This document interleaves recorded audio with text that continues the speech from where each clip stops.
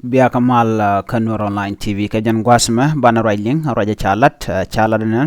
inana ber shakanen kako batir gol agenda na bana raitin kajan guasme mijiram jidit kajan channel me bi goro jen be subscribe ke bi nyogane de koken ban leram bana jeling ngais kone kordan kitore ka gambela shewo gwanan de koken shit ko kan baran konan tiek nuer gor kana de kan nuere de kan gandaki de kan ka George chala do ka ko beter gol changwana nyak jek ka yir kana deng bonga leer ma chajalat bana wurede kan ngani nuara ka yir shi kan ngani anyak donkanen chikman chalat kana matwo ka jentok tiang ka changa jandar baro ka pay baro ron kin daru jandar de jok ka ngwan leni chala do shungwanden konte yitte ka yir chu ko jal jok jowo jina an gwasmo shikan ngwana anyak tong wan jek jowo ka nyur ka boni alo te ka nyuro gwasmo kan ngwane nuara ka yir shikan ngwane anyak dangnen kenyam kan ngwana anyak kan nuar to kan kanen shingwane nuara rodien chu kwalamat ka jogdien chu kana balar da wuch no chala do chu na chu ko won wini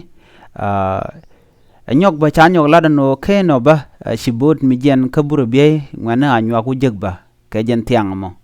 ka deng bong ba wikier ka balien ke yir kana ulak shibot ro chu geng ne kwicha yer sa Sudan ku jeda dien ko ku jeda dien me kwicha Ethiopia kan jiboda shikana la no kani shika buntu ngwan chikana nen ka ne to ka bar